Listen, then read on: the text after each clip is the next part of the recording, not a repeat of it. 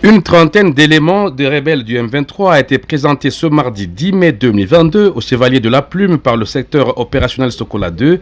Selon le porte-parole, le lieutenant-colonel Guillaume Njike Kaiko. Parmi ces éléments, l'on retrouve des rendus et des capturés. Ces derniers s'étant infiltrés dans les lignes de front de FARDC malgré la trêve qui était observée.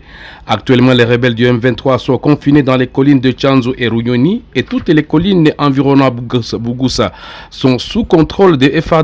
Derrière moi, c'est presque une trentaine d'hommes qui se sont rendus. Parmi eux, il y a des rendus et des capturés. Et par rapport à la situation sur le terrain, c'est comme je viens de vous le dire.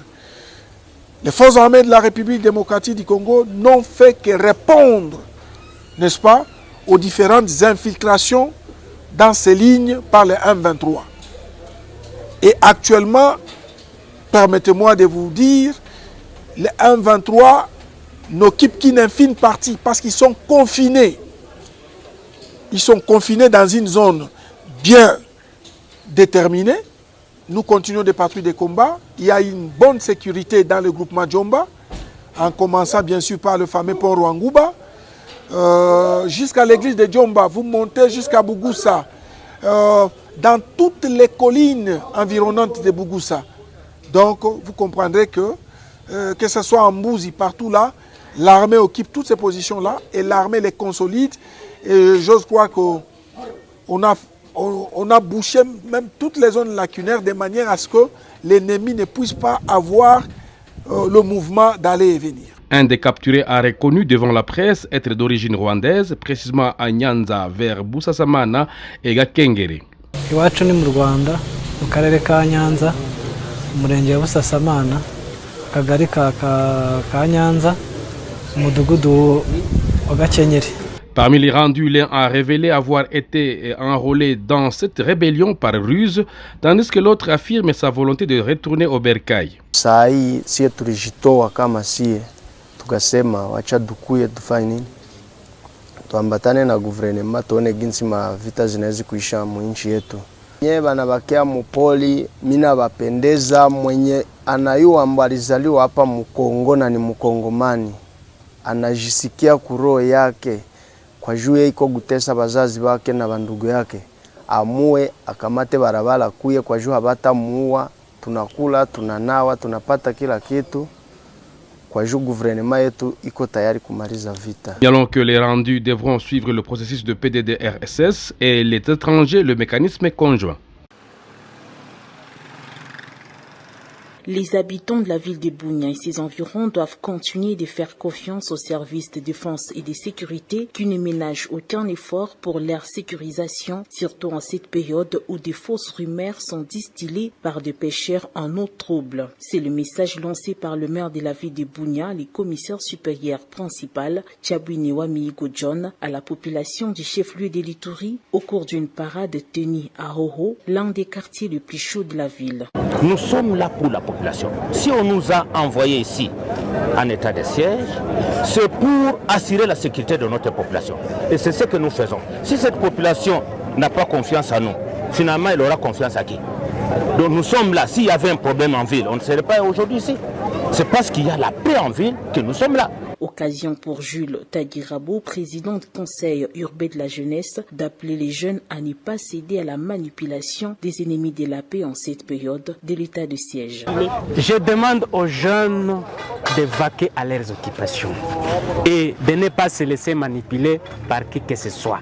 Ceux qui demandent aux gens de faire des villes mortes sont en train de manipuler la jeunesse. Je pense que nous devons travailler pour gagner les paix quotidiennes. Notons que plusieurs sensibilisations du genre pour rassurer la population quant à sa sécurité et l'appeler à collaborer avec le service de défense et de sécurité pour venir à bout des auteurs de violences ont déjà eu lieu dans plusieurs quartiers de la ville de Bunia, une initiative impulsée par le gouverneur militaire de l'Ituri, le lieutenant général Luboya Kashama Johnny. Greve basiba makisi ba essence na bango tozoe ba toki tosala ndenge tondimi yango te C'est un vendredi comme tous les autres en ville de Bunia, chef-lieu de l'Ituri. La population a normalement vaqué à ses occupations, une manière pour elle de boycotter les mots d'ordre de ville morte décrétés par les 5 communautés victimes de tueries à Djougou. Boutiques, magasins, stations-service, institutions bancaires et d'autres maisons commerciales ont ouvert leurs portes.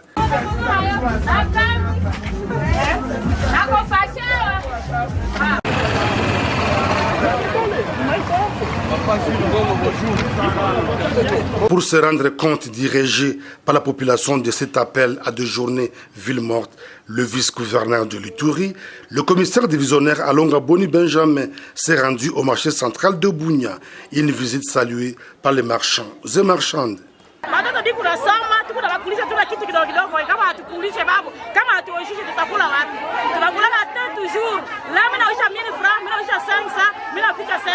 Au nom de son titulaire à mission à Kinshasa, le vice-gouverneur de l'Ituri salue l'attitude de la population qui a prouvé son soutien aux forces armées à pied d'œuvre pour imposer la paix. C'est l'ensemble de la province.